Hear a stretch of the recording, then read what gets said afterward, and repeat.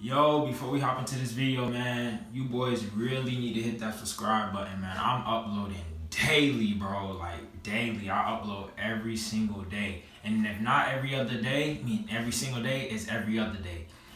Hit that bell, comment, man. Come on, support your boy, man. We trying to drop gems. I'm really trying to help you all, especially beginners. I'm not trying to really help intermediate or advanced because they already know the game. So if you're a beginner, man, really come mess with your kid, because, hey, I know what I'm doing, bro. I've been waving for 6 years, so, hey, man, we're going to get into this video. All right, yo, what's going on YouTube, man? It's your boy Marcel, man, and this is going to be a very quick video.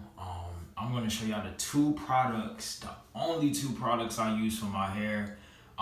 It helps with laying down your hair, and it helps with shine. So, man, I'm about to show y'all right now, and then after this, it's gonna be a quick video. We're gonna brush. I'm gonna show y'all using the products, and then we're gonna get it out the way. All right, let me show y'all real quick. So the first product is the black castor oil, man. You can get this at Walmart or the salon. Yo, this really helps with shine and laying down your hair, man.